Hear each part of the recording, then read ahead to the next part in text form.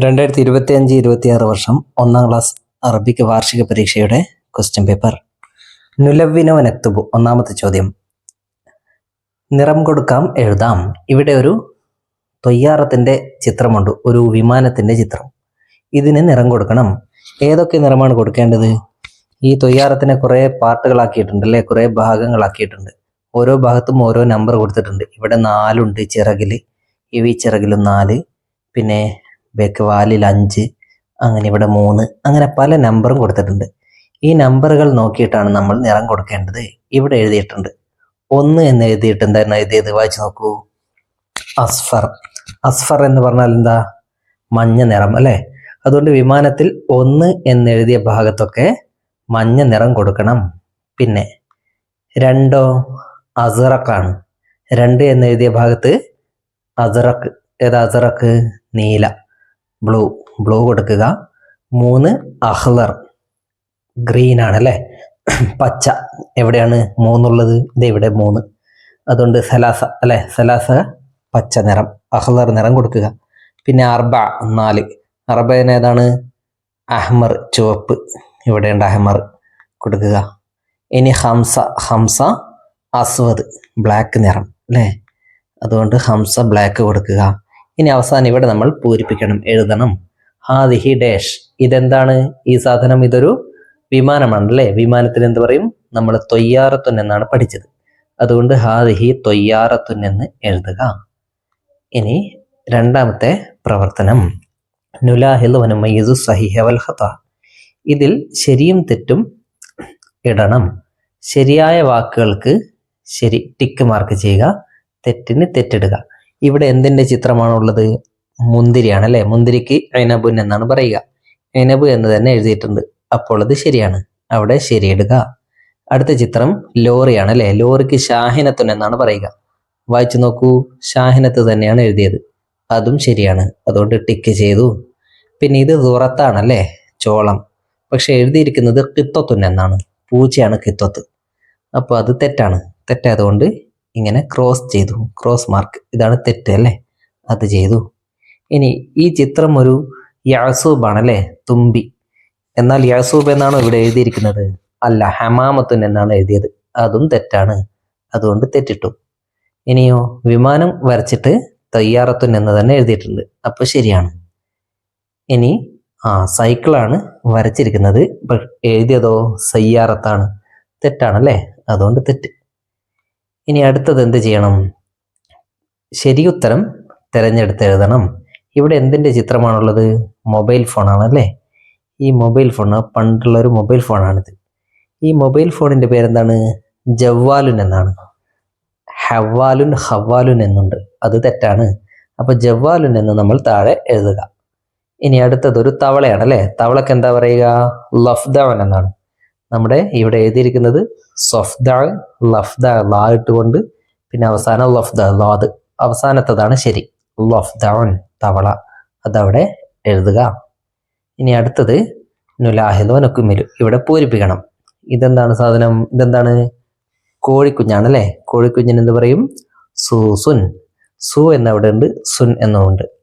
നടുവിലുള്ള വാവ് നമ്മൾ ചേർക്കണം. സു എന്ന് നീട്ടാൻ വേണ്ടിയുള്ള വാവാണ് ചേർക്കേണ്ടത്. പിന്നെ ഇത് കാക്കയാണല്ലേ. കാക്കക്ക് ഒറാബുൻ എന്നാണ് പറയുക. റാ എന്ന് നീട്ടാനുള്ള അലിഫ് നമ്മൾ അവിടെ എഴുതണം. പിന്നെയോ ആന. ആനക്ക് എന്ത് പറയും? ഫീലുൻ. ഫീ എന്ന് നീട്ടാനുള്ള യാ നമ്മളവിടെ എഴുതി കൊടുക്കണം, അപ്പോൾ അത് ശരിയായി. ഇവിടെയും ഉണ്ട്. ഇവിടെ സമ്മാനമാണ്. സമ്മാനത്തിന് എന്താ പറയുക? ഹദിയത്തുൻ. ഹ വിട്ടുപോയിട്ടുണ്ട്, ഹ എന്ന് എഴുതുക.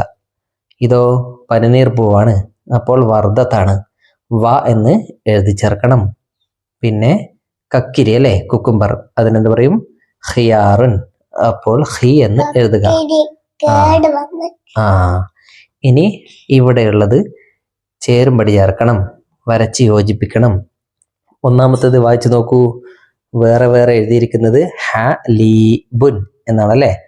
അത് ഈ ഭാഗത്ത് എവിടെയാണുള്ളത്? ഹലീബുൻ എന്നുണ്ട് അല്ലേ, ഹലീബിലേക്ക് വരക്കുക. അതേപോലെ അടുത്തത് സഅലബുൻ, കൂട്ടി വായിച്ചാൽ സാലബുൻ, സാലബിലേക്ക് വരച്ചു. പിന്നെ അസ്റഖു, അത് കൂട്ടി വായിച്ചാൽ അസ്റഖു, നീല. പിന്നെ ദജാജത്തുൻ, അതവിടെ ദജാജത്തുൻ എന്ന് കൂട്ടി എഴുതിയിട്ടുണ്ട്, അതിലേക്ക് വരക്കുക. ഓക്കെ, ഇനി ഇവിടെ എണ്ണം എഴുതാം. ഇവിടെ പൂക്കളുണ്ട് അല്ലേ? പൂക്കൾ എത്ര എണ്ണമുണ്ട് എണ്ണി നോക്കൂ. 7 എണ്ണമാണുള്ളത്. നമ്മളിവിടെ സബഅത്തുൻ എന്ന് എഴുതി, അല്ലെങ്കിൽ 7 എന്നിങ്ങനെ എഴുതിയാൽ മതി. ഏത് എഴുതിയാലും ശരിയാണ്. സബഅത്തുൻ എന്ന് തന്നെ എഴുതണമെന്നില്ല. പിന്നെ ഇതോ, ഇത് 9 എണ്ണമുണ്ട് അല്ലേ? 9 എന്ത് പറയും? തിസ്അത്തുൻ. ഒന്നുകിൽ തിസ്അത്തുൻ എന്നിങ്ങനെ എഴുതുക, അല്ലെങ്കിൽ 9 എന്ന് എഴുതുക. മുട്ടായി. ഇനി ഇതും ചേരുംപടി ചേർക്കാനാണ്, എണ്ണമാണ് ചേർക്കേണ്ടത്. ഒന്നാമത്തെ ആപ്പിൾ എത്രയുണ്ട്? 5 എണ്ണമുണ്ട് അല്ലേ? അതുകൊണ്ട് ഹംസത്തുൻ എന്നതിലേക്ക് വരക്കുക. എന്നിട്ടോ അതിൻ്റെ നേരെയുള്ള കള്ളിയിൽ ഹംസത്തിൻ്റെ 5 എന്ന് എഴുതുക അല്ലേ? നമ്പർ എഴുതുക. പിന്നെ അടുത്തത് പഴം എത്രയുണ്ട്? 8 എണ്ണമുണ്ട്. 8 എന്ത് പറയും? സമാനിയത്തുൻ. അതുകൊണ്ട് സമാനിയത്തിലേക്ക് വരക്കുക. അടുത്ത കോളത്തിൽ 8 എന്ന് എഴുതുക. പിന്നെ ഫറാവിലത്ത് 6 എണ്ണമാണുള്ളത്. അതുകൊണ്ട് സിത്തത്തുൻ എന്ന കള്ളിയിലേക്ക് വരച്ചിരിക്കുന്നു. പിന്നെയോ 6 എന്നവിടെ എഴുതിയിട്ടുമുണ്ട്. ഇനി സൂസ് എത്രയുണ്ട്? 4 അല്ലേ? അപ്പോൾ അർബഅത്തുൻ, 4 എന്ന് എഴുതിയിട്ടുണ്ട്. ഇനി ഇവിടെ എന്താണുള്ളത്? ഒരു ചിത്രമുണ്ട്. ഈ ചിത്രത്തിലുള്ള വസ്തുക്കളുടെ പേര് നമ്മൾ താഴെ എഴുതണം. ഒന്നിവിടെ കൊടുത്തിട്ടുണ്ട്, മുഴുവൻ കൊടുത്തിട്ടില്ല. ഇയാറത്തുൻ എന്ന് കൊടുത്തിട്ടുണ്ട്. എന്താണ് ഇയാറത്തുൻ? ഇവിടെയുള്ള തൊയ്യാറത്തുണ്ടല്ലേ?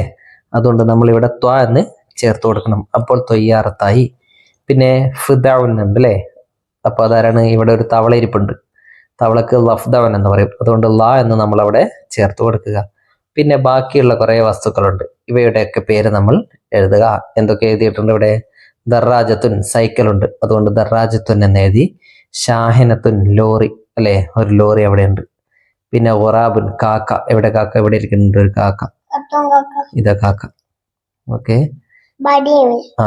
ഇനി ഐനബുൻ, മുന്തിരി. എവിടെ മുന്തിരി?